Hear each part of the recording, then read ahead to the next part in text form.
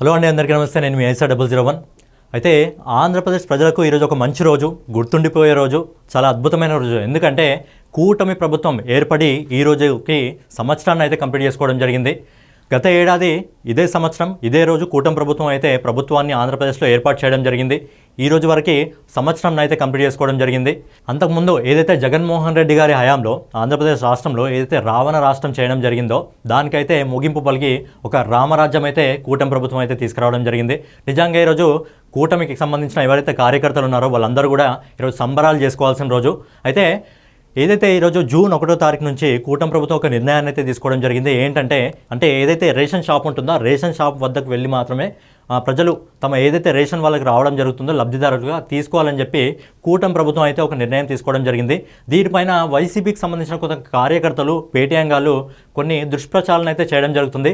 ఎవరైతే అక్కడ లైన్లో నిలబడడం జరుగుతుందో అందులోకి కొంతమంది పేటీఎం కార్యకర్తలను పంపించి ఇప్పుడు చాలా ఇబ్బందిగా ఉంది, జగన్మోహన్ రెడ్డి ప్రభుత్వం ఉన్నప్పుడే బాగుండేది, ఇంటింటికి వచ్చింది అనేది కొన్ని తప్పుడు ప్రచారాలు అయితే వాళ్ళు చేయడం జరుగుతుంది. సో దానికి సంబంధించి మనం ఒకసారి డీటెయిల్స్గా మాట్లాడుకున్నట్టయితే ఏదైతే మనకు MDU అంటే మొబైల్ డిస్పెన్సింగ్ యూనిట్ అనేది జగన్మోహన్ రెడ్డి గారు స్టార్ట్ చేయడం జరిగిందో అందులో ఆయన దాదాపు 9,260 వెహికల్స్ అయితే కొనుక్కోవడం జరిగింది. దీనికి ఆయన సెంట్రల్ గవర్నమెంట్ నుంచి 2,000 కోట్లు అయితే అప్పు తీసుకురావడం జరిగింది. అయితే ఈ వెహికల్స్కి దాదాపుగా 539 కోట్లు ఖర్చు చేయడం జరిగింది. అలాగే ప్రతి సంవత్సరం కూడా ఈ వెహికల్స్ కోసం దాదాపుగా 830 కోట్లను ఖర్చు చేస్తున్నట్టు అప్పట్లో జగన్మోహన్ రెడ్డి సర్కార్ అయితే ఒక నివేదికను అయితే ఇవ్వడం జరిగింది. కానీ ఏదైతే ఇంటింటికి రేషన్ రావడం జరిగిందో ఇదైతే పూర్తిగా తప్పుదారి పట్టడం జరిగింది. ఏదైతే లబ్ధిదారులకు చేకూరాలో అది చేరకుండా తప్పుడు మార్గంలో అక్రమ రవాణా అయితే చేయడం జరిగింది.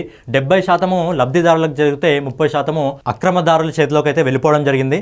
సో దీనికి సంబంధించి కూటమి ప్రభుత్వం వచ్చిన తర్వాత ఏదైతే రీసెంట్గా నిర్ణయం తీసుకోవడం జరిగిందో రేషన్ షాప్ల వద్దకే వెళ్ళి తీసుకోవాలని చెప్పి దాని మీద ప్రజలకు మంచి స్పందన అయితే రావడం జరుగుతుంది. ఎందుకంటే ఏదైతే వైసీపీ ప్రభుత్వం ఉన్నప్పుడు ఈ MDUని తీసుకురావడం జరిగిందో ఇది వచ్చిన టైంలో పబ్లిక్కి చాలా ఇబ్బందులు అయితే కలిగేది. ఎందుకంటే ఈ వెహికల్స్ ఇంటి దగ్గరికి ఎప్పుడు వస్తాయో తెలియదు, ఒక టైం ఉండదు, ఒక పాడు ఉండదు.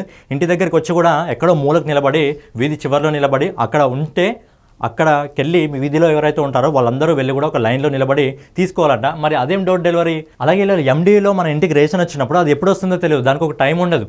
చాలామంది కూడా జాబ్స్ చేసుకునే వాళ్ళు ఉంటారు, ఉద్యోగాలకు వెళ్ళే వాళ్ళు ఉంటారు, వాళ్ళు ఎప్పుడు ఉంటారో తెలియదు. కానీ ఇది వీధి చివరికి వచ్చి ఒకసారి ఆరం కొడుతుందంట, ఏదో ఐస్ క్రీమ్ బెల్లు కొట్టినట్టు ఒక బెల్లు కొడుతుందంట. బెల్లు కొట్టి అసలు ఉంటుందా, వినిపిస్తుందా, లోపల వాళ్ళకి వినిపిస్తుందా, వాళ్ళు ఉన్నారా లేదా అని తెలియదు, కొద్దిసేపు ఉండి వెళ్ళిపోవడం జరుగుతుంది. సో అలా ఇయ్యని వాళ్ళకు కూడా ఇచ్చామన్నట్టుగా అప్పట్లో వైసీపీ ప్రభుత్వం అయితే నోట్ చేసుకొని 30% అయితే అక్రమంగా తరలించడం జరిగింది. కానీ కూటమి ప్రభుత్వం వచ్చినాక ఒక మంచి నిర్ణయం తీసుకోవడం జరిగింది. తిరిగి రేషన్ షాప్లోకే వెళ్ళి ప్రజలు ఈ రేషన్ ఏదైతే ఉంటుందో దాన్ని తీసుకోవాలని చెప్పడం జరిగింది. దానికి కొన్ని టైమింగ్స్ కూడా పెట్టడం జరిగింది.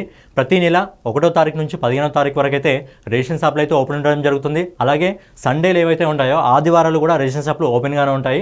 అలాగే ఎవరైతే జాబ్స్కి వెళ్ళే వాళ్ళు ఉంటారో వాళ్ళకి ఇబ్బందిగా ఉంటుంది కాబట్టి ఒక సర్టెన్ టైంని అయితే పెట్టింది. ఉదయం 8 గంటల నుంచి మధ్యాహ్నం 12 గంటల వరకు, అలాగే సాయంత్రం 4 గంటల నుంచి 8 గంటల వరకు ఒక టైంని అయితే పెట్టుకోవడం జరిగింది. అంటే వేరే పనులు ఎవరైనా ఉన్నా కానీ వాళ్ళు ఖచ్చితంగా చేసుకొని ఇలా ఏ టైంలో వీలైతే ఆ టైంలో వెళ్ళి మన రేషన్ అయితే మనం తీసుకోవచ్చు. అలాగే రేషన్ షాపుల దగ్గర ఇస్తే ఖచ్చితంగా అది అక్రమదారుల చేతుల్లోకి వెళ్లకుండా కరెక్ట్గా ఎవరైతే లబ్ధిదారులు ఉంటారో ఆ లబ్ధిదారుల చేతిలోకే వస్తుంది. కాబట్టి కూటమి ప్రభుత్వం ఇలాంటి నిర్ణయం అయితే తీసుకోవడం జరిగింది. అలాగే ఇలా చేయడం వల్ల ప్రభుత్వ సొమ్ము కొద్దిగా ఆదా అవుతుంది, దాన్ని మిగతా ఏదైనా పనులకు కూడా మంచి పనులకు కూడా యూజ్ చేయొచ్చు. కాబట్టి కూటమి ప్రభుత్వం ఇలా ఒక మంచి నిర్ణయాన్ని అయితే తీసుకోవడం జరిగింది. కానీ దీన్ని కూడా వైసీపీ సర్కార్ అనేది తప్పుడు ప్రచారం అయితే చేయడం జరుగుతుంది. అయితే ఈ పథకం గురించి వైసీపీ సర్కార్ అయితే దాదాపు 17,000 కోట్లను అయితే వ్యర్థం చేయడం జరిగింది ప్రభుత్వ ఖజానాని. అలాగే వైసీపీ ప్రభుత్వం ఇంకో దుష్ప్రచారం కూడా చేయడం జరుగుతుంది. ఏదైతే 9,260 వెహికల్స్ ఉన్నాయో వాటికి సంబంధించిన డ్రైవర్స్ ఎవరో ఉంటారో డ్రైవర్స్ కూడా వాళ్ళకి ఎలాంటి జాబ్స్ అయితే ఉండవి ఈ పథకాన్ని తీసేస్తా అని చెప్పి అక్కడ వైసీపీ ఒక దుష్ప్రచారం అయితే చేయడం జరుగుతుంది. కానీ మన నారేంద్ర మనోహర్ గారు ఒక నిర్ణయం అయితే తీసుకోవడం జరిగింది. ఏవైతే ఈ వెహికల్స్ ఉన్నాయో ఆ వెహికల్స్ని ఎవరైతే నడపడం జరిగిందో వాళ్ళకి ఆ వెహికల్స్ ఇచ్చి ఏమన్నా పనులు చేసుకునే విధంగా నారేంద్ర మనోహర్ గారు అయితే ఒక మంచి నిర్ణయం అయితే తీసుకోవడం జరిగింది. మరి ఈ వీడియో మీద మీ అభిప్రాయం ఏంటి అనేది కామెంట్ రూపంలో తెలియజేయండి. అలాగే వీడియో మీకు నచ్చినట్లయితే ఖచ్చితంగా లైక్ చేసి కామెంట్ చేసి ఛానల్ అయితే సబ్స్క్రైబ్ చేసుకొని బెల్ ఐకాన్ అయితే ఆన్లో పెట్టుకోండి.